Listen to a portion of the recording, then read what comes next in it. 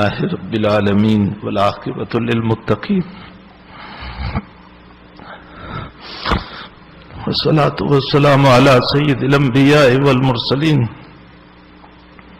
وعلى آله وصحبه أجمعين أما بعد قال الله تعالى وبشر الصابرين الذين إذا أصابتهم مصيبة قالوا إنا لله وإنا إليه راجعون أولئك عليهم صلوات من ربهم ورحمة وأولئك هم المهتدون وقال النبي صلى الله عليه وسلم إن الله تبارك وتعالى يرفع العلم برفع العلماء او كما قال صلی اللہ علیہ وسلم رواہ البخاری۔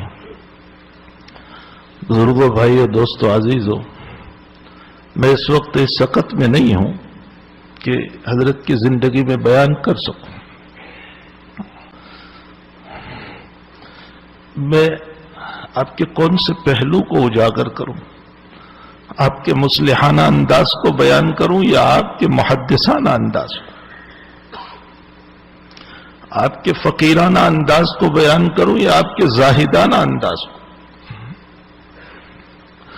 آپ کے تعلق مع اللہ و تعلق مع رسول کو بیان کروں؟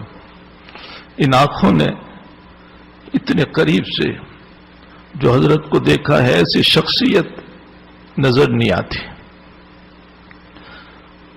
جن کا زاہدانہ مزاج ساری زندگی نیچے پتلی سی چادر پر سو کر گزار دی۔ میں نے کل ہی بل صاحب کو کہا، ساری زندگی غریب رہا اور غریبانہ زندگی گزار کر روانہ ہو گیا۔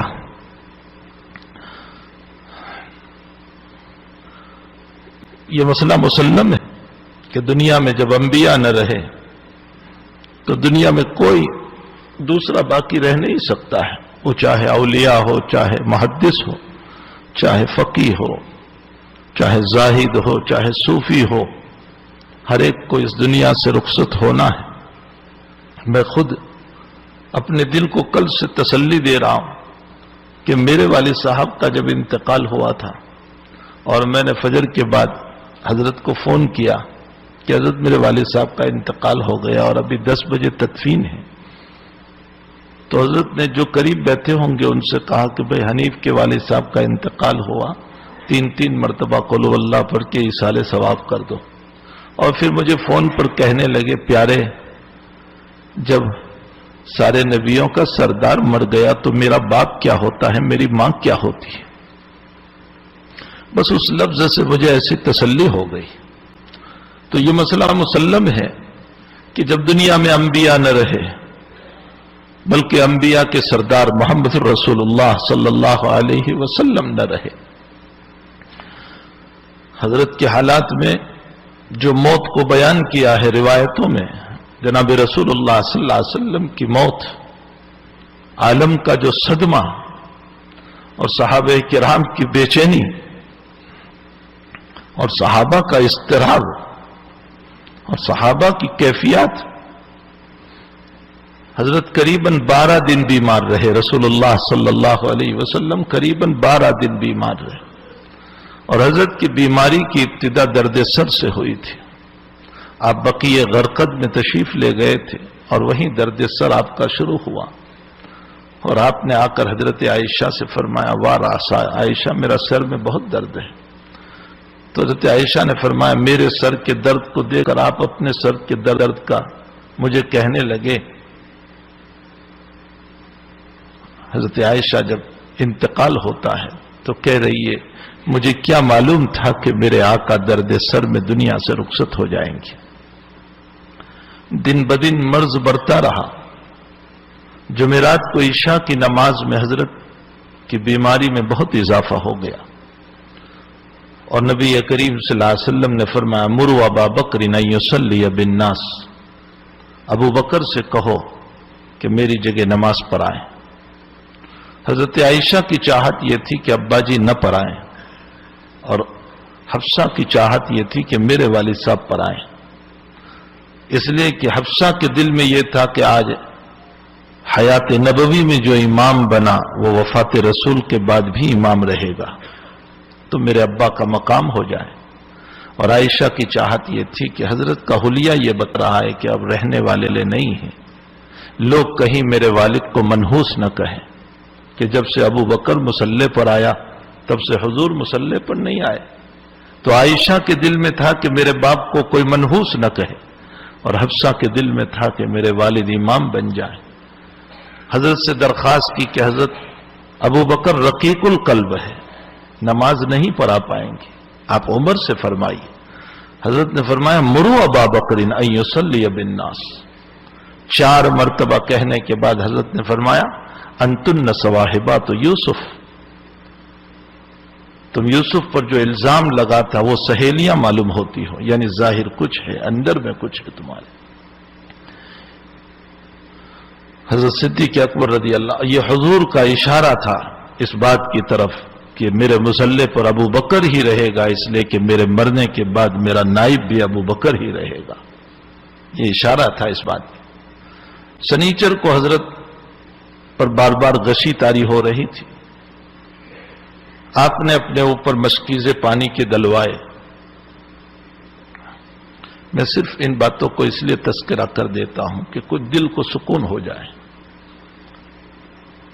مشکیزے پانی کے دلوائے اور پھر فرمایا ظہر کی نماز ہو گئی؟ فرمایا حضرت آپ کا انتظار ہے۔ فرمایا اچھا مجھے مسجد میں لے چلو۔ تو ایک طرف چچا عباس اور ایک طرف حضرت علی، دونوں کے کندھے پر ہاتھ رکھ کر اللہ کے نبی اپنے پاؤں گھسکتے ہوئے مسجد میں تشریف لے گئے۔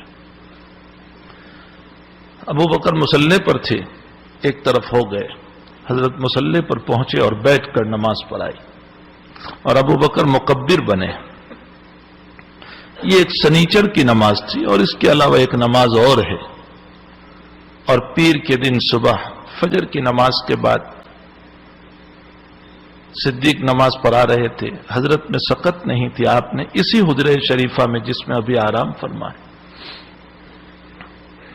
بیٹھ کر آپ نے نماز پڑھی، اور پھسلتے پھسلتے دروازے کے پاس گئے، چونکہ ہمت نہیں تھی چلنے کی، اور یوں پردہ ہٹایا اور اپنے صحابہ کو دیکھنے لگے۔ ابو بکر نماز پڑھا رہے تھے، حضرت مسکرائے، صف یہاں تک تھی، دروازے کے قریب تھے۔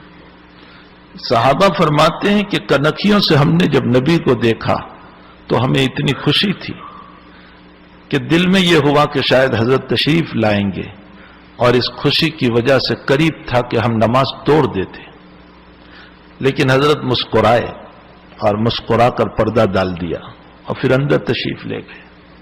محدثین بحث فرماتے ہیں کہ حضرت کیوں مسکرائے؟ اکثر محدث نے یہ لکھا ہے کہ حضرت کی مسکراہٹ اس بات پر تھی کہ اللہ میں جب آیا تھا تو تنہا محمد تھا، آج میری جماعت تیار ہو چکی ہے، اب اگر تو نے مجھ کو اٹھا بھی لیا تو کوئی حرج نہیں۔ اس پر حضرت کو ہنسی آئی۔ حضرت شیخ مولانا محمد زکریا صاحب کاندلوی ثم المہادر المدنی نور اللہ مرقدہ فرماتے ہیں کہ محدثین کی بات میرے سر پر، لیکن میرے دل میں بھی ایک خیال گزرتا ہے کہ حضرت کو مسکراہٹ اس لیے آئی، ہنسی اس لیے آئی کہ جب اپنے مصلی پر ابو بکر کو دیکھا تو دل میں آیا کہ اللہ تو نے مجھ کو اٹھا بھی لیا تو کوئی حرج نہیں، میرا ابو بکر میری امت کو سنبھال لے گا، اور واقعتاً ابو بکر نے سنبھالا۔ نماز کے بعد صدیق اکبر کمرے میں تشریف لائے، بیٹی ہی تھی، پردے کا کوئی سوال نہیں تھا، حضرت کے چہرے پر نور بہت تھا۔ تو صدیق اکبر نے فرمایا کہ حضرت آج طبیعت بڑی اچھی ہے آپ کی۔ نبی اکرم صلی اللہ علیہ وسلم سے فرمایا حضرت آپ کی طبیعت آج بڑی اچھی لگتی، اگر آپ کی اجازت ہو تو میں مقام صنح پر جا کر آؤں، ایک جگہ تھی مدینے سے قریب۔ حضرت نے فرمایا ہو آؤ۔ صدیق اکبر وہاں پہنچے اور اطلاع ملی کہ اللہ کے نبی دنیا سے رخصت ہو گئے۔ جو غار کا ساتھی، جو ہجرت کا ساتھی، جو حضر و سفر کا ساتھی، جو ہر وقت کا ساتھی، وہ موت کے وقت وہاں ہے۔ جیسے اطلاع پہنچی دورے دورے آئے، سیدھے حجرہ شریفہ میں چلے گئے، یمنی چادر آپ پر اڑائی گئی تھی، آپ کی چہرے سے چادر ہٹائی صدیق اکبر نے اور پیشانی پر بوسہ دیا اور فرمایا لا یجمع اللہ علیک موتتین یا رسول اللہ، اللہ کے حبیب، اللہ آپ پر دو موتوں کو جمع نہیں کرے گا۔ اس کے بہت سارے مطالب محدثین نے بیان فرمائے۔ ایک مطلب یہ ہے کہ ابھی جو وفات ہو گئی، قبر میں جانے کے بعد جب آپ زندہ ہوں گے تو قیامت تک زندہ رہیں گے۔ اور ایک دوسرا مطلب یہ بیان کیا کہ حضرت آپ بھی مر جائیں اور آپ کی شریعت بھی مر جائیں، یہ نہیں ہو سکتا ہے۔ آپ دنیا سے گئے لیکن آپ کی شریعت قیامت تک زندہ رہے گی۔ یہاں محدثین نے سوال کیا کہ حضرت کا چہرہ انور منور تھا، ابھی تو صدیق دیکھ کر گئے کہ بڑے اچھے ہیں، اور ابھی کیا ہو گیا تھوڑی دیر میں؟ حضرت شیخ رحمت اللہ علیہ نے لکھا ہے، حضرت مولانا زکریا صاحب رحمت اللہ علیہ، کہ اہل اللہ کے چہرے پر مرنے سے پہلے اللہ ان کی عبادتوں کا نور ڈال دیتا ہے۔ عالم شرط نہیں ہے، یاد رکھنا، کوئی بھی ہو، عالم ہو غیر عالم ہو، اللہ کا نیک بندہ ہونا چاہیے۔ فرمایا کہ اہل اللہ کے چہرے پر اللہ مرنے سے پہلے عبادت کے انوار ڈال دیتا ہے، اور انہی نور کو دیکھنے والے صحت سمجھ لیتے کہ یہ صحت ہو گئی۔ فرمایا جب اولیاء اللہ کے انوار کا یہ عالم تھا تو جناب رسول اللہ صلی اللہ علیہ وسلم کی عبادتوں کے انوار کا کیا کہنا؟ فرمایا انہی انوار کو صدیق اکبر نے صحت سمجھ لیا، ورنہ یہ صحت نہیں تھی، وہ عبادتوں کے انوار تھے جو آپ کے چہرے پر جھگمگا رہے تھے۔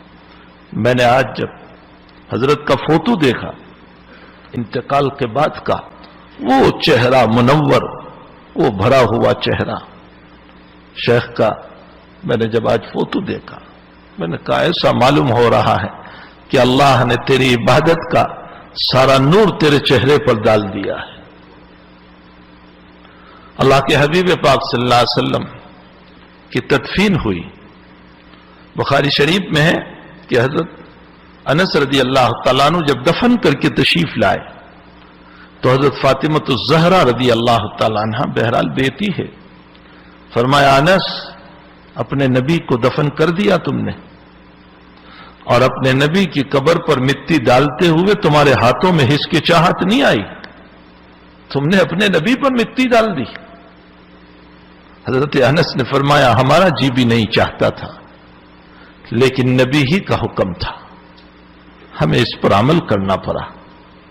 بہرحال میرے بھائیوں، جب امام الانبیاء دنیا سے تشریف لے گئے تو پھر کیا شیخ اور کیا پیر اور کیا استاذ اور کیا محدث اور کیا فقیہ، ہر ایک کو اس دنیا کو چھوڑ کر جانا ہے۔ لیکن صدمہ اس بات کا ہوتا ہے کہ اہل اللہ کے پاؤں تلے بہت سارے فتنے دبے ہوئے ہوتے ہیں، اللہ والوں کے پاؤں کے نیچے اللہ تعالیٰ بہت سارے فتنوں کو دباتا ہے، جب وہ اٹھتے ہیں تو فتنوں کے دروازے کھلتے ہیں۔ اہل اللہ کے اٹھ جانے سے وہ اللہ والے، وہ علماء، وہ مشائخ کہ جن کے سینے اللہ کی یادوں سے تر بتر تھے، جب وہ دنیا سے رخصت ہوتے ہیں تو حقیقت یہ ہے کہ علم بھی ان کے ساتھ چلا جاتا ہے۔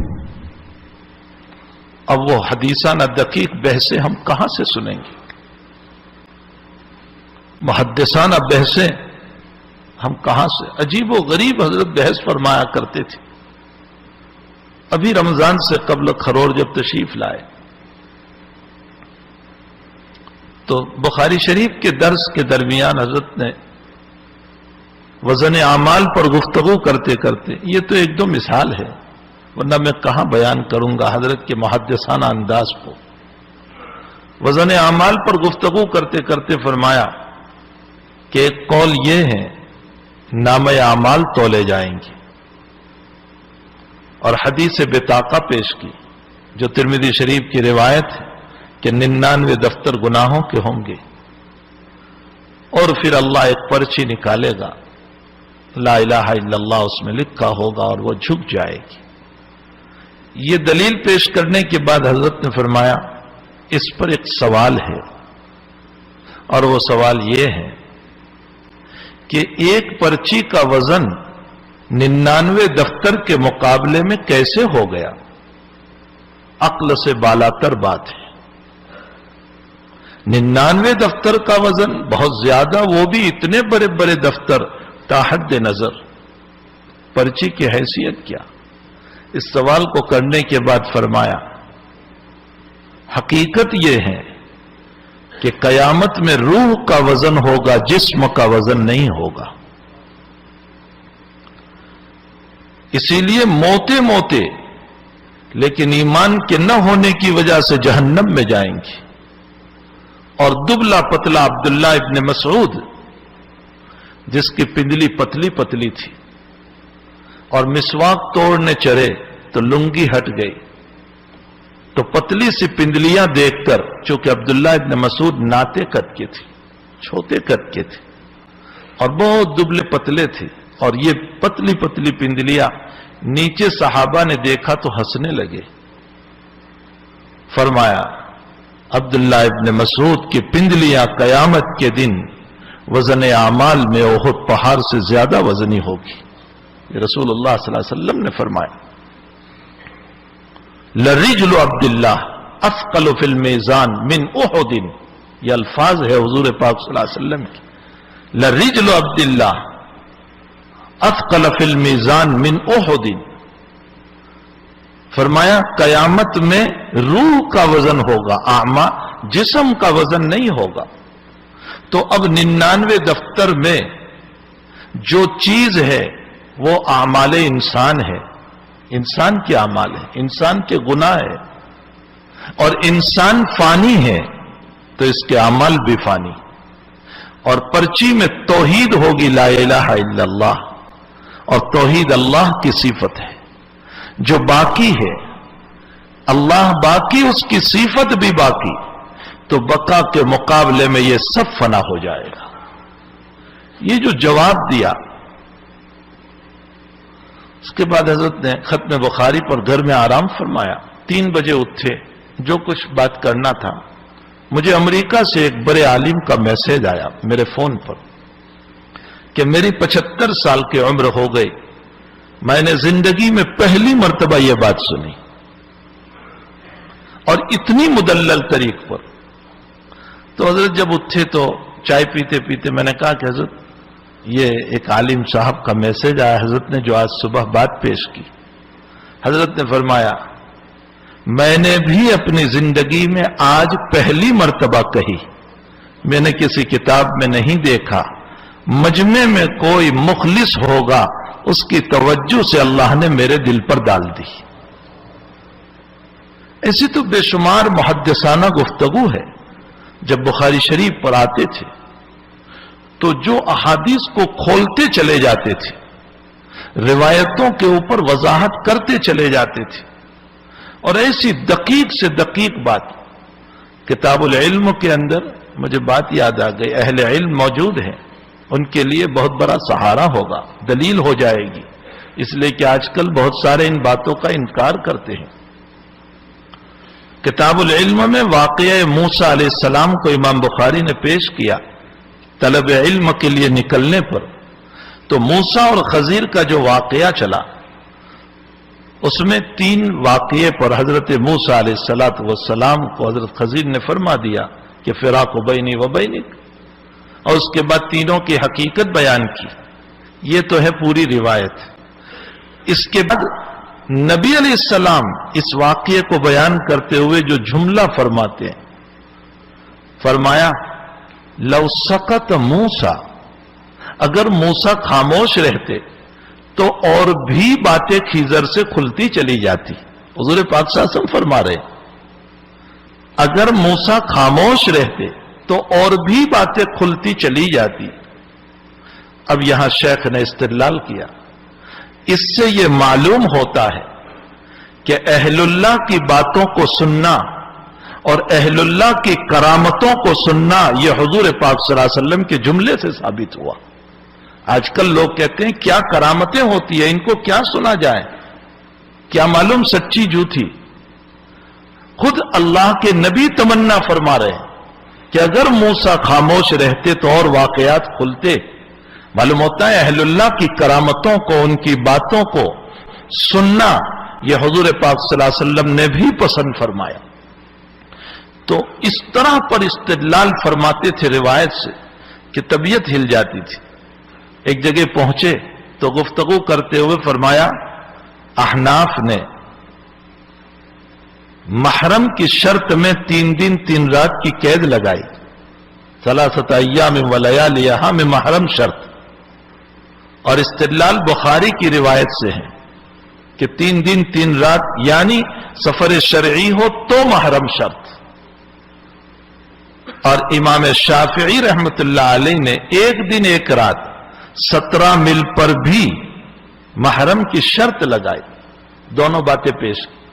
اس کے بعد کہنے لگے میں کہتا ہوں یہ روایت 6 طرق سے منقول ہے، 3 ایام و لیالیہا، 3 ایام، یومین و لیلتین، یومین، یومن و لیلتن، یومن، یہ 6 طریق اور 6 کی 6 بخاری میں۔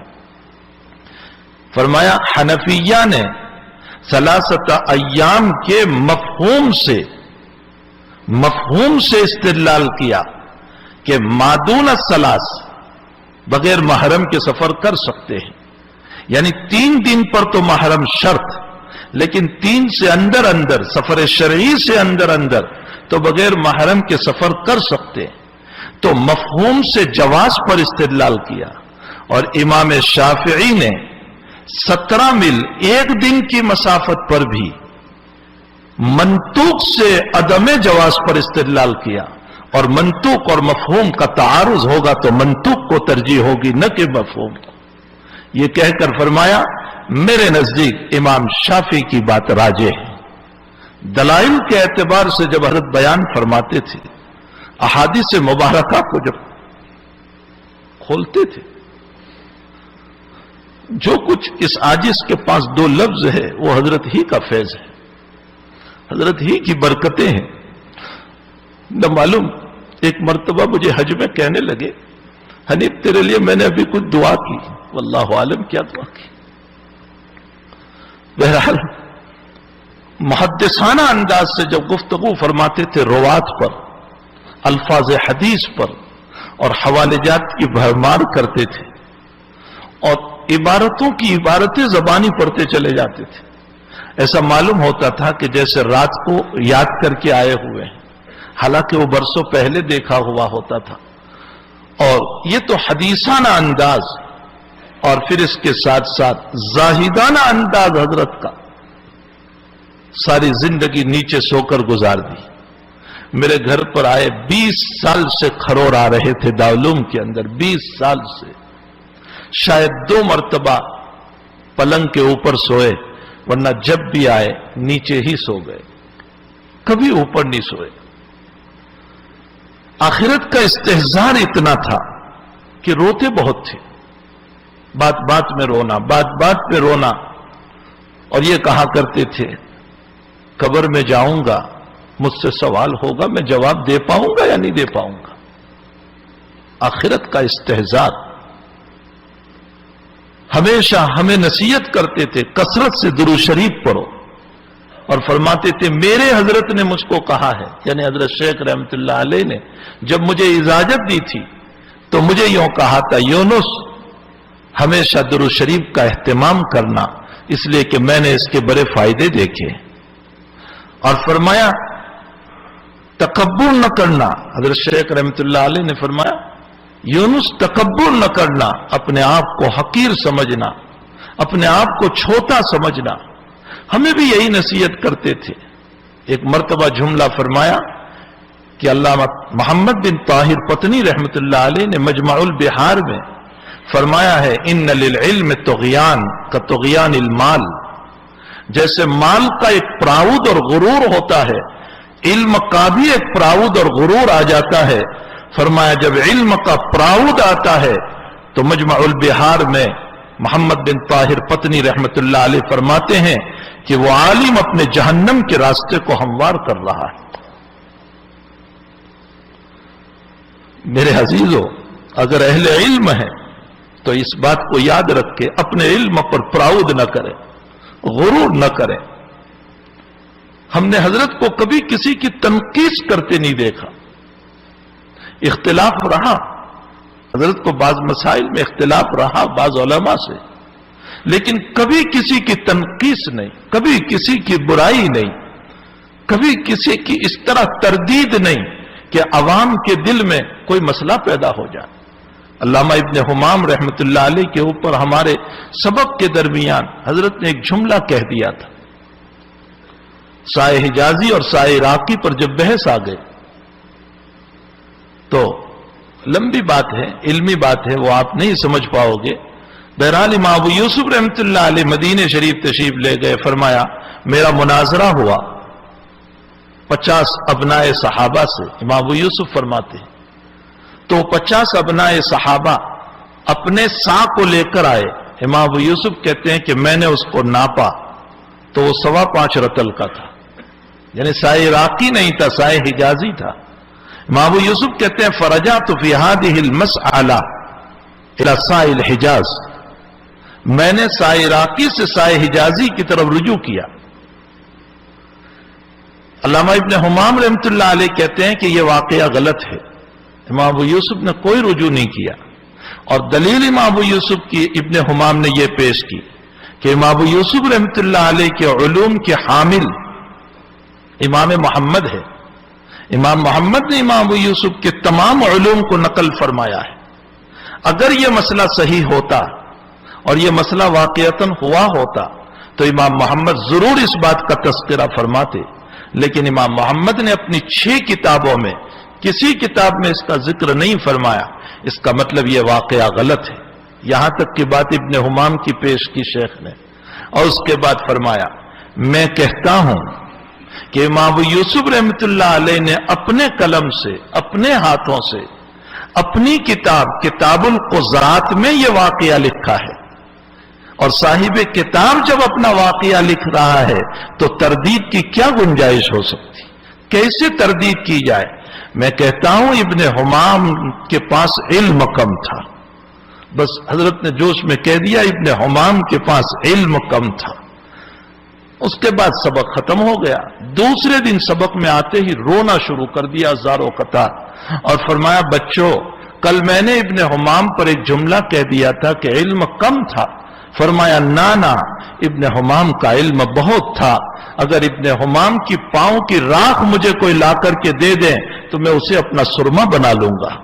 فرمایا ان کا علم بہت تھا، حقیقت یہ ہے کہ کتاب القضات ابن حمام کو پہنچی نہیں ہوگی، اس لیے انہوں نے یہ کہا، اگر کتاب پہنچی ہوتی تو یہ نہ فرماتے، اس انداز سے فرماتے تھے کہ اکابر کی تنقیص لازم نہ آئے۔ آج ہمارا حال یہ ہو گیا کہ ہم 2 مسئلے نہیں جانتے ہیں کہ اپنے بزرگوں کے اوپر تنقید، اپنے بزرگوں پر تبصرہ۔ ایک صاحب نے صاحب ہدایہ سے متعلق کہہ دیا، ابھی نووارد طالب علم فارغ ہو کر آیا ہے 1-2 سال کا، صاحب ہدایہ سے متعلق کہہ دیا کہ صاحب ہدایہ کے پاس سلیقہ نہیں تھا۔ میرے بھائیوں، ہمیں کیا آتا ہے کہ ہم اپنے اکابر پر تنقید کریں، ہم اپنے بزرگوں کی توہین کریں؟ اور یہ یاد رکھیں جنہوں نے بزرگوں کی توہین اور تنقید کی ہے ان کی نسلوں میں دین تو بہت دور کی بات، ان کی نسل خرافات پر چلی جاتی ہے۔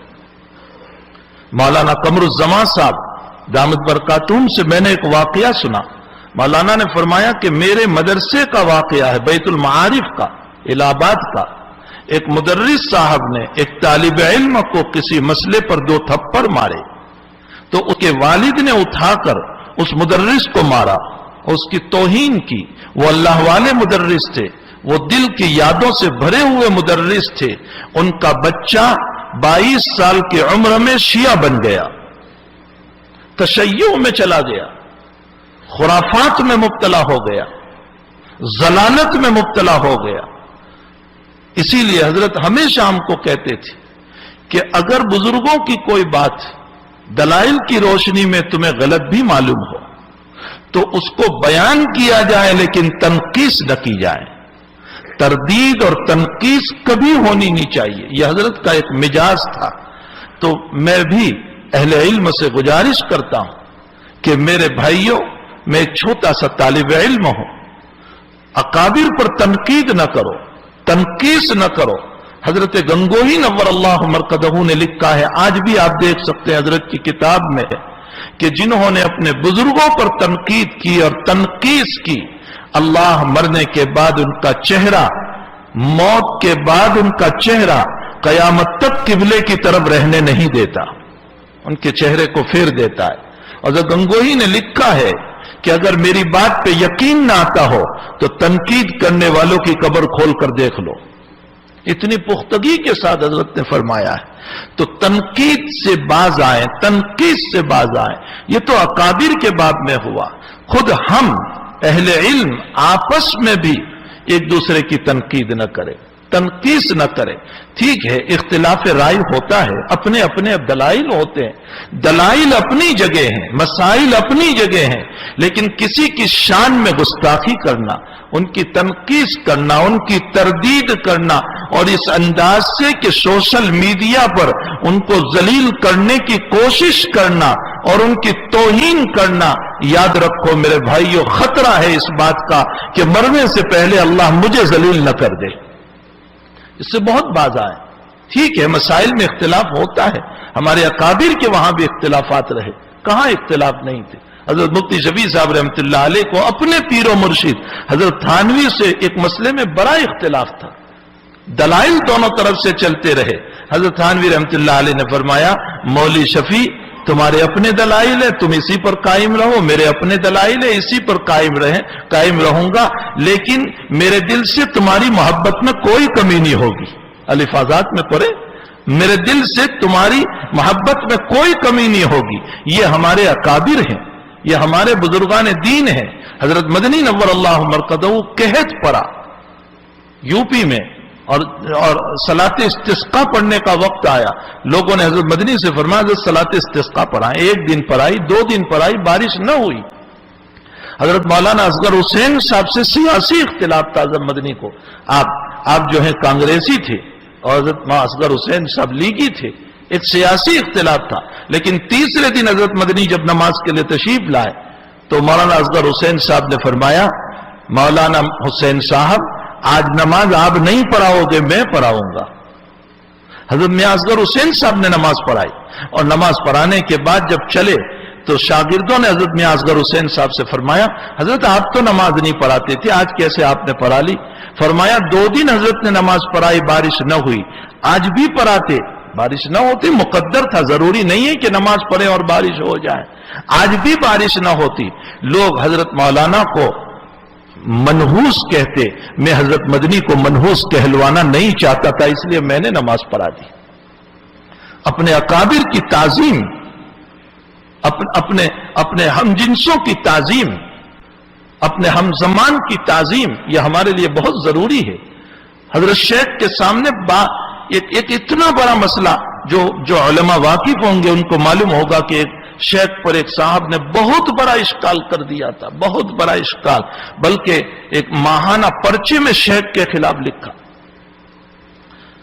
वो साहब जब गुजरात तशरीफ लाए, वो भी मरहूम हो गए, अल्लाह के प्यारे हो गए, अल्लाह उनकी कब्र को भी नूर से मुनव्वर फरमाए, वो भी बहुत बड़े आलिम थे। बहरहाल वो जब गुजरात तशरीफ लाए तो मैंने हजरत को फोन किया कि हजरत वो आए हुए हैं और हम उनके पास जाना चाहते हैं और उनके सामने ये बात रखना चाहते हैं कि हजरत जो उन्होंने ये कलिमात जो आपके लिए लिखे हैं, हम उनसे दलाइल मांगना चाहते हैं। हजरत ने फरमाया, खबरदार खबरदार खबरदार, उनसे कुछ न कहें। ये अल्फाज है। मेरे साथ और भी बहुत सारे उलमा थे, हमने रास्ते से फोन किया, कीम चौराहे से। हजरत ने फरमाया, खबरदार खबरदार खबरदार, उनको एक लफ्ज न कहें, बहुत मुमकिन है मेरे अयूब से उनको कुछ छीते का पता चला हो, इसलिए कहा होगा। तुम्हें उनको कुछ कहने की इजाजत नहीं है, अल्लाह उन्हें भी माफ करे, मुझे भी माफ करे। میں اس لیے زندگی پیش کر رہا ہوں کہ یہ ہمارے بزرگوں کی زندگی ہے، یہ ان کی طرز زندگی ہے. پوری زندگی حضرت نے کبھی کسی کا دل نہیں دکھایا. ضرور طبیعت میں حدت تھی، تیزی تھی، بول دیتے تھے کبھی، لیکن فوراً معافی مانگتے تھے. مولانا طارق جمیل صاحب کو حضرت جب پاکستان تشریف لے گئے تھے تو یہ تو طالب علم تھے مولانا طارق صاحب تو، اور حضرت کی خدمت کرتے تھے، پاؤں دباتے تھے، حضرت کو وضو کراتے تھے، طالب علم تھے وہاں. اس کے بعد جب حضرت کی ملاقات حج میں ہوئی تو حضرت نے مولانا طارق صاحب کو دانت دیا، حضرت 5 سال پہلے، اور فرمایا طارق تم بیان کرتے ہو اور بیان کی وجہ سے تم میں غرور آ چکا ہے، اپنی اصلاح کی ضرورت ہے.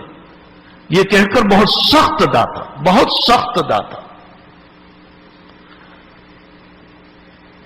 پھر 2-3 سال گزر گئے.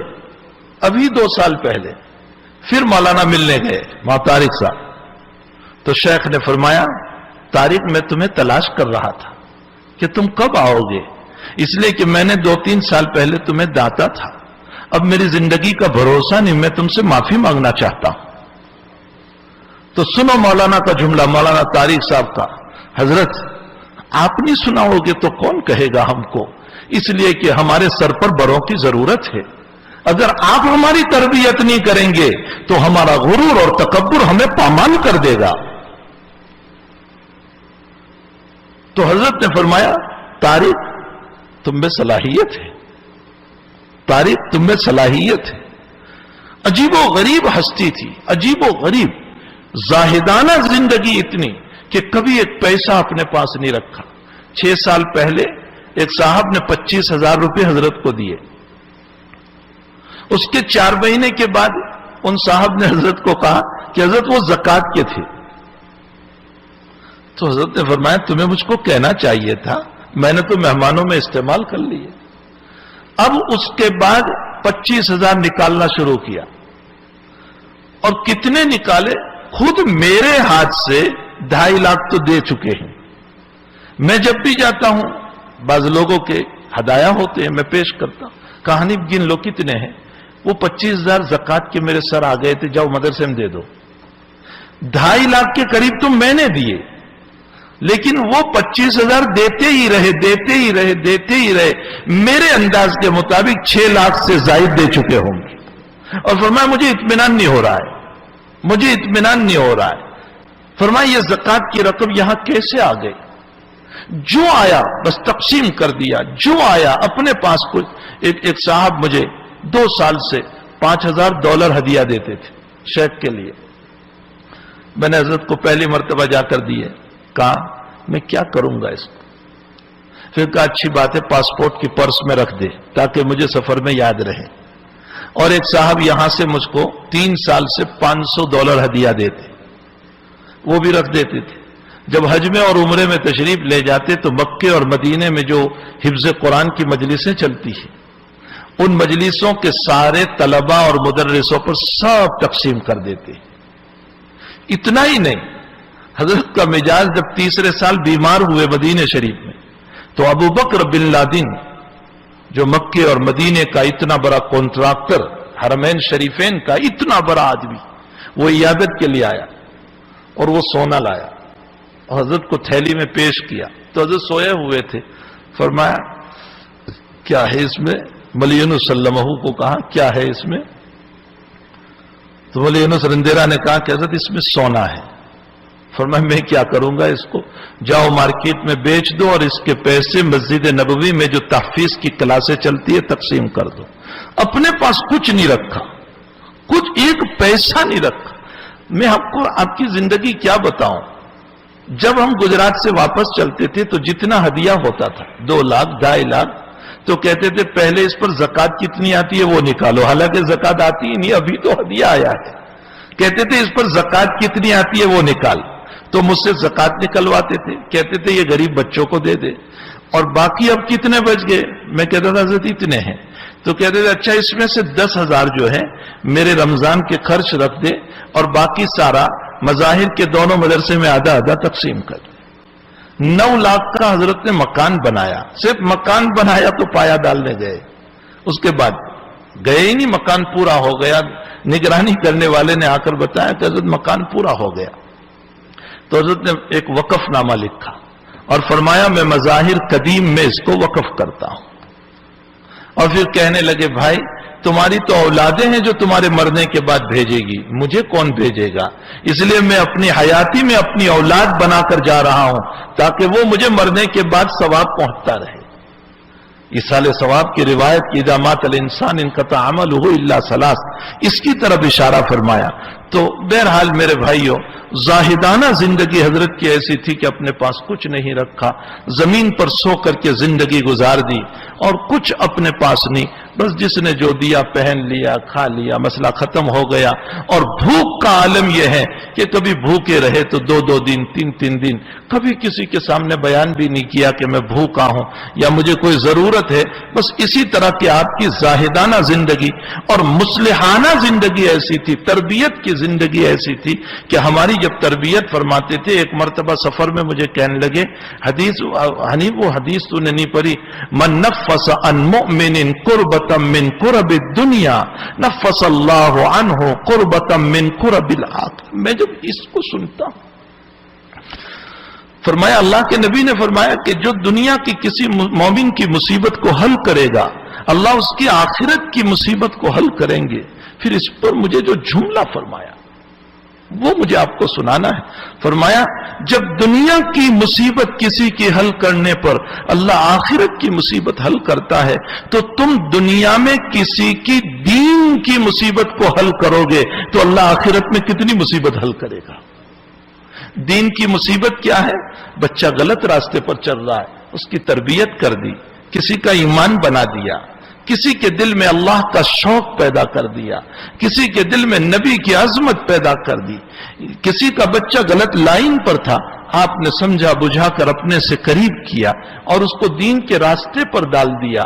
یہ جب دنیا کی مصیبت حل کرنے پر اللہ یہ دیتا ہے تو کسی کی دین کی مصیبت کے حل کرنے پر حق تعالی شانو ہماری آخرت کے کتنے مصائب کو حل فرمائیں گے. ایسی مصلحانہ تربیت فرماتے تھے، ایسے بہترین انداز میں تربیت. لوگ کہتے تھے حضرت سخت ہے، میں کہتا ہوں حضرت سے زیادہ شفیق کوئی نہیں تھا. دور سے ایسا لگتا تھا کہ حضرت سخت ہے، لیکن جب قریب جاتے تھے اور جو پیار آپ دیا کرتے تھے، جو محبت آپ دیا کرتے تھے، جو اخلاق اور سنت نبوی علیہ صاحب الصلاۃ والسلام کے ڈھانچے میں اتنے ڈھلے ہوئے تھے، اتباع نبوی میں ایسے ڈھلے ہوئے تھے. کبھی ہم نے ایسا کیا کہ جب چپل یا جوتا یا موزے پہنانے کی باری آئی اور غلطی سے ہم نے بائیں پاؤں میں اگر پہلے ذرا بھی ڈال دیا تو یوں مارتے تھے، کہتے تھے سلیقہ نہیں آیا تم میں، ابھی تک نبی کی بغاوتوں ہی میں زندگی گزار رہے ہو. یہ جملہ کہتے ابھی تک نبی کی بغاوتوں ہی میں زندگی گزار رہے ہو، تمہیں نبی کا پیار کب ملے گا اگر نبی کے طریقوں پر نہیں چلو گے. تو بہت ڈانٹتے تھے، سنت نبوی کا بڑا اہتمام کروایا کرتے تھے، بہت زیادہ. ساری زندگی سنت نبوی کے خلاف کبھی نہیں سوئے. ہم نے دیکھا ہی نہیں کہ سنت نبوی کے خلاف کبھی سوئے ہو. مکہ شریف میں ٹیک لگا کر یوں بیٹھے ہوئے تھے، کسی نے چاکلیٹ دی، بڑے بڑے مالدار لوگ بیٹھے ہوئے تھے، یوں بیٹھ گئے سیدھے اور سیدھے بیٹھ کر چاکلیٹ کھائی. اب وہ مالدار لوگ ٹیک لگا کر بیٹھے ہوئے تھے اور کھا رہے تھے آئس کریم. حضرت پہلے سیدھے بیٹھ گئے، منہ میں چاکلیٹ رکھے اور اس کے بعد سب کو کہا سیدھے بیٹھ کر کھاؤ، میرے آقا نے پوری زندگی ٹیک لگا کر کبھی نہیں کھایا. وہاں تو کوئی پڑی ہی نہیں تھی کہ یہ مالدار ہے، اس کی دولت اور اس کا ہدیہ بن ہو جائے گا، یہ مجھے کچھ دے گا نہیں، کوئی سوال ہی پیدا نہیں ہو. فرمایا سیدھے بیٹھ کر کھاؤ. ہمارا حال یہ یوں ٹیک لگا کر کے ہم کھاتے ہیں، آئس کریم ہو یا فروٹ ہو یا کیا ہو. فرمایا اللہ کے نبی نے ما اکل رسول اللہ صلی اللہ علیہ وسلم طعاما متقیا قط، اللہ کے نبی نے کبھی بھی ٹیک لگا کر کھانا نہیں کھایا، سیدھے بیٹھ کر کھاؤ. سنت نبوی کا بڑا اہتمام کروایا کرتے تھے، بہت زیادہ اہتمام. ایک مرتبہ سفر میں ہم لے کر چل رہے تھے، رات کی تھکاوٹ تھی، تہجد میں نہیں اٹھ پائے. فجر کی نماز کے بعد پورا مجمع ایسے بیٹھا ہوا تھا اور ہم جو 2-4 شاگرد خدام تھے ساتھ میں تھے. حضرت نے دانتنا شروع کیا. فرمایا کمینوں مردودوں تم نے فجر تہجد نہیں پڑھی. کہنے لگے شیخوخت بگاڑتے ہو، شیخوخت بگاڑتے ہو. فرمایا اللہ کے وہاں نام نہیں چلتا، کام چلتا ہے. بڑے بننے سے کچھ نہیں ہوگا. فرمایا کام کرو اس کا. دنیا میں تمہارے باپ کو بھی کام پسند ہے تو اللہ کو بھی کام پسند ہے. اور پھر فرمایا بہت دل کی بات حضرت نے فرمائی. فرمایا ڈاکٹروں کے پاس روزانہ آتے جاتے رہو، کوئی شفا تھوڑے ہی ہوگی. صرف آنے جانے سے کیا ہوگا؟ ارے تمہارا زکام بھی اچھا نہیں ہوگا جب تک کہ ڈاکٹر سے مرض بیان کر کے دوا نہ لو. فرمایا اللہ والوں کے پاس، پیر کے پاس روزانہ ساتھ میں رہنے سے اور میری سائیکل گھسیٹنے سے کچھ نہیں ہوگا جب تک کہ اپنی اصلاح کی فکر نہ کرو. سخت طریق پر ہماری پکڑ کی. جب میں چھوڑنے گیا پھر سہارنپور تو کہنے لگے حضرت حنیف بہت داد دیا. میں نے کہا حضرت آپ کی صلواتیں ہمارے لیے سوغات ہے، آپ کا داکنا ہمارے لیے تو سوغات ہے. ہماری تربیت کون کرے گا؟ ہمیں کون بنائے گا؟ یہ غرور تکبر سے کون نکالے گا؟ ہمیں تواضع کی زندگی میں کون لے جائے گا اگر ہمارے بڑے ہمیں اس طرح پر نہ داتے؟ بہرحال مصلحانہ زندگی حضرت کی ایسی تھی کہ اس طرح تربیت فرماتے تھے. اس طرح پر ایک مرتبہ حضرت مفتی احمد صاحب خلوت میں ملنے کے لیے آئے تو میں نے کہا حضرت مفتی صاحب تشریف لائے اور کچھ بات کرنا چاہتے. کہا اچھی بات ہے، بلا لے. بلا لیا. پھر کہنے لگے احمد سنو. پھر کچھ باتیں ہوئی. اس میں حضرت نے خاص طور پر جملہ فرمایا احمد تربیت اولاد پر نگاہ رکھو، تربیت اولاد پر نگاہ رکھو. اور پھر فرمایا علماء کا حال یہ ہے کہ اپنی اولادوں کی فکر نہیں کرتے. تربیت اولاد پر نگاہ رکھو. اس طرح کے کئی اس انداز سے حضرت تربیت فرماتے تھے کہ دل کو کبھی چوٹ بھی نہیں لگتی تھی. محبت اور پیار کے اندر بہت اچھے انداز میں تربیت فرمایا کرتے تھے. تو حضرت کی مصلحانہ زندگی، فقیرانہ زندگی، زاہدانہ زندگی، محدثانہ زندگی، فقیحانہ زندگی، یہ کتنے پہلو ہے. یہ تو میں نے صرف نمونے پیش کیے ہیں، ورنہ حضرت کی زندگی ایک عظیم الشان زندگی تھی، ایک پاکیزہ زندگی تھی. اس سے بڑھ کر میں آپ کو کیا بتاؤں کہ بلوغ سے لے کر آج وفات تک اجنبی عورت کا منہ، اجنبی عورت تو درکنار، 10 سال سے بڑی بچی کا منہ بھی نہیں دیکھا.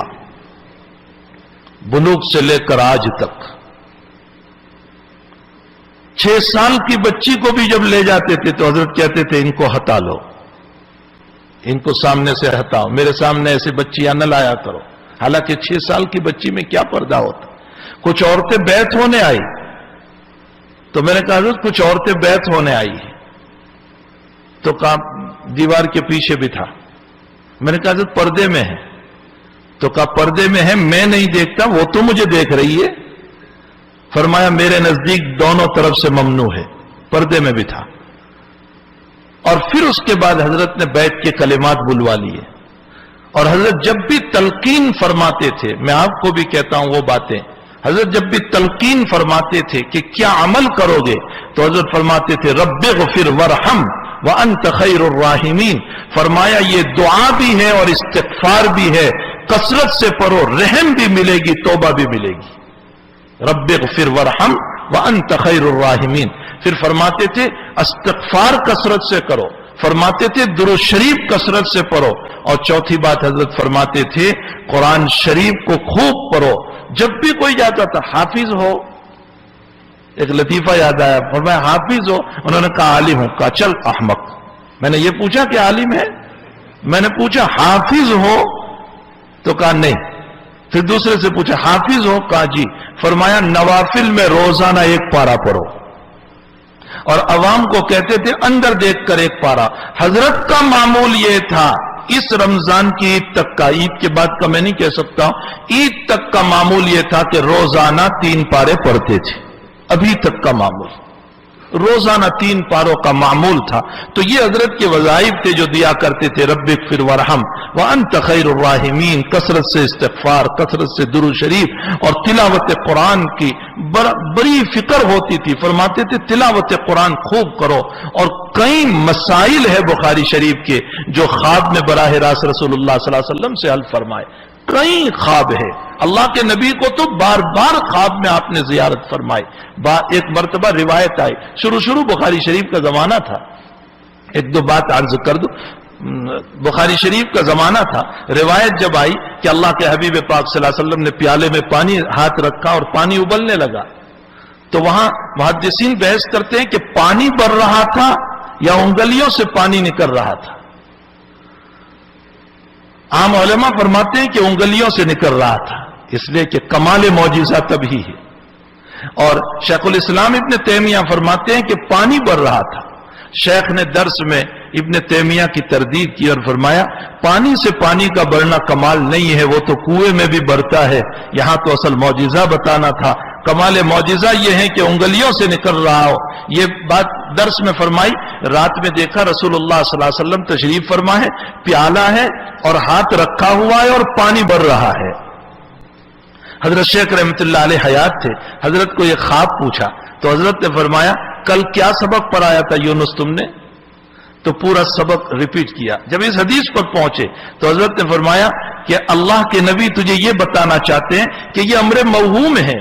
یہ بھی ہو سکتا ہے کہ پانی بڑھ رہا ہو اور یہ بھی ہو سکتا ہے کہ انگلیوں سے نکل رہا ہو. ایک پر تیقن کر کے دوسرے کی تردید کیونکہ نبی تجھے یہ بتانا چاہ رہے ہیں. ایسے کئی خوابات ہیں. اور استحضار روایت جیسے ابھی حضرت مولانا نے کہا، استحضار روایت تو یہ تھا کہ حضرت شیخ اپنی مجلس میں کہتے تھے ابھی یونس یہ روایت کہاں ہے؟ حضرت کہتے تھے حضرت فلاں فلاں جگہ پر یہ روایت ہے. یہ طالب علمی کے زمانے کا آپ کا حافظہ تھا کہ وہ روایت بیان کرتے چلے جاتے تھے اور اسی لیے حضرت نے اعتماد کر کے آپ کو بخاری شریف دی. تو بہرحال کئی مرتبہ اللہ کے نبی علیہ السلام کی زیارت اور اللہ کی زیارت بھی 2 مرتبہ ہوئی. اللہ کی زیارت بھی آپ نے خود ایک مرتبہ تذکرہ فرمایا. مولانا اسماعیل صاحب واری علیہ الرحمہ جو انگلینڈ میں انتقال کر گئے، سلسلہ نقشبندیہ کے حضرت پیر غلام حبیب صاحب رحمت اللہ علیہ کے اجل خلفاء میں سے، جن کا ایک بڑا بچیوں کا دارالعلوم ہے لنکاسٹر میں. حضرت مولانا اسماعیل صاحب کے سامنے شیخ نے خود کہا تھا کہ کچھ رب کریم کی زیارت اس حادث کو بھی ہوئی. تو میرے بھائیو، آخر اس سے قرب ہوگا تبھی تو زیارت کا مسئلہ ہوا، اس سے نبی سے تعلق ہوگا تبھی تو زیارت کا مسئلہ ہوا. اور اتنی زیارتیں کہ ہماری عقلیں حیران ہیں. میرے بھائیو، ایسی شخصیت دنیا سے روانہ ہو گئی، ایسی شخصیت دنیا سے روانہ ہو گئی. 50 سال بخاری شریف پر آئی. حضرت شیخ نے اس وقت خط لکھا تھا کہ میرے تدریس کے 46 سال ہوئے اور اس میں میری بخاری کے 41 سال ہوئے. شیخ نے اس میں لکھا اور جب تم 46 سال پڑھاؤ گے تو مجھ سے آگے ہوں گے اور اللہ تمہارے علم میں برکت دے. یقیناً حضرت شیخ زکریا نے 41 سال بخاری شریف پڑھائی اور شیخ یونس صاحب نے 50 سال بخاری شریف پڑھائی اور تدریس کے کل 55 سال کے قریب ہوئے. یعنی 55 سال آپ نے پڑھایا. پہلے 4 سال اور کتابیں اور 1388 سے لے کر آج 1437 تک مسلسل بخاری شریف کا درس دیتے چلے آئے. ایسی مقدس ہستی دنیا سے روانہ ہو گئی. اللہ تعالیٰ نے عجیب و غریب زندگی عطا فرمائی تھی. نکاح بھی نہیں کیا، بغیر نکاح کے زندگی گزار دی. علم حدیث سے حدیث فرماتے تھے میں نے کتابوں سے شادی کر لی ہے. میں نے بس ایک ہی جملہ تھا، میں نے کتابوں سے، اور اسی میں زندگی آپ نے گزار دی. اور اسی کے ساتھ ہمارے مولانا اسماعیل صاحب بدات رحمت اللہ علیہ، وہ بھی حضرت شیخ کے خلیفہ میں سے تھے. بڑے زاہد، بڑے نیک، بڑے متقی، ہر وقت قرآن پڑھنے والے، تلاوت کرنے والے. مدینہ المنورہ میں پوری زندگی گزار دی اور وہیں پر نبی علیہ السلام کے دیار میں کل ہی وہ اللہ کے پیارے ہو گئے. ہر وقت تلاوت قرآن. اور دونوں حضرت شیخ کے خلیفہ تھے، دونوں ہی چہیتے تھے، دونوں ہی پیارے تھے. اور میں ایسے موقع پر میرے رفیق، میرے دوست جو مجھے تعزیت کے لیے فون کر رہے ہیں، میں ان کو کہہ رہا ہوں کہ اس وقت تو پوری امت تعزیت کی مستحق ہے، سبھی کو تعزیت کی ضرورت ہے۔ ان شخصیتوں کی بنیاد پر ہمارے مولانا یونس سلمہ، میں کبھی بھی ان کو بھول نہیں سکتا۔ میرے حضرت کی بہت خدمت کی انہوں نے، بہت خدمت کی حضر و سفر کے اندر، مدینے اور مکے کے اندر ایسی خدمت کی ہے، ایسی بے لوث خدمت کی ہے، اپنی دولت لٹا دی، اپنے جان مال کو لٹا دیا، اور ویل چیئر لے کر ابھی تیسرے سال کا حال یہ کہ عرفات سے چلی بس اور رات 2:30 بجے تک صرف آدھا کلومیٹر چل کر بس رک گئی، اور رات 2:30 بجے عرفات سے لے کر مزدلفہ تک 10-12 کلومیٹر ویل چیئر کو گھسٹتے ہوئے تشریف لائے۔ کوئی معمولی بات نہیں ہے۔ وہاں کے حالات جو سامنے ہیں، راستے میں لوگ سوئے ہوئے ہیں اور ویل چیئر کا گھسیٹنا، اور پھر انہی حالات کے اندر حضرت کو عمرہ کرانا اور طواف کرانا اور سعی کرانا اور جمرات پہ لے جانا، بہت عجیب و غریب اس اللہ کے بندے نے خدمت کی ہے۔ اللہ ان کو بھی جزائے خیر عطا فرمائے، اور حضرت کے جتنے مجازین ہیں، جتنے خلفاء ہیں، جتنے شاگردان ہیں، جتنے مریدین ہیں، بہت زیادہ، ایک بہت بڑا حلقہ ہے حضرت کا، بہت بڑا حلقہ ہے، جن کو حضرت روتا ہوا چھوڑ کر اس دنیا سے تشریف لے گئے۔ حضرت عبد الرحیم صاحب ہمارے مطالعہ علیہ الرحمہ، جو ہمارے حضرت مولانا محمد یوسف صاحب دامت برکاتہم العالیہ کے بڑے بھائی، چپاتا میں جب دارالعلوم قائم کیا تھا تو بڑی مزے کی بات، حضرت عبد الرحیم صاحب کو انتہائی مجھ سے قلبی تعلق تھا، تو میں سہارنپور تھا، تو مجھے کہا کہ شیخ سے کہو کہ تمہیں چپاتا آنا ہے۔ تو میں نے شیخ سے کہا، شیخ کہنے لگے کہ تو دعوت دے رہا ہے، اصل تو ان کو دعوت دینا چاہیے۔ تو میں نے باہر نکل کر حضرت عبد الرحیم صاحب کو فون کیا، تو کہا میرا بیٹا عبد الرشید تو دعوت دے گیا ہے۔ تو میں نے کہا حضرت مولوی عبد الرشید دعوت دے گئے؟ کہنے لگے بیٹا بیٹا ہوتا ہے، باپ کی موجودگی میں بیٹے کا اعتبار نہیں ہوتا ہے۔ پھر مجھے کہنے لگے کہ جب باپ موجود ہے تو بیٹا میراث سے محروم ہوتا ہے۔ تو میں نے پھر حضرت عبد الرحیم صاحب کو فون کیا، تو کہا کہ وہ دونوں ساتھی تھے، ایک پیر کے دونوں مجاز تھے۔ مجھے کہنے لگے کہ مجھے گجراتی میں کہا کہ کہہ دے کہ تم کو چپاتا نہیں آنا ہے، مجھے کوئی ضرورت نہیں۔ میں نے کہا حضرت آپ کہہ سکتے ہیں، میں تھوڑی کہہ سکتا ہوں، میرے تو استاد ہے، پیر ہے، شیخ ہے۔ میں نے کہا آپ دعوت دے دیجئے 2 کلمات۔ پھر کہا اچھا فون دے۔ تو حضرت عبد الرحیم صاحب نے کہا کہ آپ کو چپاتا آنا ہے، تو کہا اب ہوئی دعوت۔ اس کے بعد تو دونوں بزرگ فون پر بہت زیادہ مذاق کرتے رہے، اور بہت زیادہ 15-20 منٹ تک گفتگو کرتے رہے، حضرت شیخ کی یادیں کرتے رہے، اور بہت ساری باتیں۔ بہرحال اولئک آبائی فجئنی بمثلہم، یہ ہمارے بڑے تھے جو دنیا سے رخصت ہوتے جا رہے ہیں۔ فتنوں کے دروازے کھلتے چلے جا رہے ہیں، ان بزرگوں کی دعاؤں سے فتنوں سے ہم بچتے ہیں۔ میرے بھائیوں، جو اللہ والے اس وقت زمین پر موجود ہیں ان کی قدر کرو، ان کی قدر کرو، ان کے نقش قدم پر چلو، ان کے طریقوں پر چلو، وہ جو بتائیں اس کے مطابق زندگی گزارو۔ ان کی زندگیوں میں اللہ کا نبی ہوتا ہے، اللہ کی باتیں ہوا کرتی ہے۔ اللہ جل شانہ ہم تمام کو اپنے بزرگوں کی قدر کرنے کی توفیق عطا فرمائے، اور حضرت کی، حضرت مولانا اسماعیل صاحب کی، اور ابھی ایک تذکرہ ہوا حاجی سکندر صاحب، بہت عجیب و غریب شخصیت تھی، تامل ناڈو میں کل ان کا بھی انتقال ہو گیا۔ قوم کے ہمدرد، قوم کے خیر خواہ۔ پاکستان میں کئی علماء کا انتقال ہوا ہے۔ اللہ سبھی کی قبروں کو نور سے منور فرمائے، سب کے درجات کو بلند فرمائے۔ میں نے بطور نمونہ کے 2-4 باتیں کہی ہے، ورنہ شیخ کی زندگی ایک بہت بڑی ہے جس سے ہمیں بہت کچھ رہنمائی ملتی ہے۔ حق تعالی جل شانہ ہمیں اپنے اکابر کی زندگی پر عمل کرتے ہوئے حضور پاک صلی اللہ علیہ وسلم کی سنتوں پر پہنچنے کی توفیق عطا فرمائے۔ دوبارہ میری علماء سے گزارش ہے، آپس کے اختلاف سے بچو، محبت سے رہو، پیار سے رہو، ایک دوسرے کی تنقیص نہ کرو، ایک دوسرے کی بدنامی کا کوئی لفظ ہم استعمال نہ کریں جس کی وجہ سے ہمارے ہی ہم جنس، ہمارے ہی علماء کا دل دکھ جائے اور ان کے دلوں کو ٹھیس پہنچے۔ اختلاف ہوتا ہے، آپس میں خود مل لو، آپس میں مل کر مسئلے کو حل کرو، کبھی تکبرانہ کلمے نہ بولو، برائیوں کی باتیں نہ کرو، بہت شان ہم اپنی نہ بتائیں۔ میرے بھائیوں، ہماری کیا شان ہو سکتی ہے؟ کل کو قبر میں جانا ہے، اللہ کے سامنے ہم سب کو حاضر ہونا ہے. تکبرانہ کلمات سے باز آئے, ہمارے بزرگوں کے نقش قدم پر چلے. اللہ ہم سب کو عمل کی توفیق عطا فرمائے. وصلی اللہ علی النبی الکریم.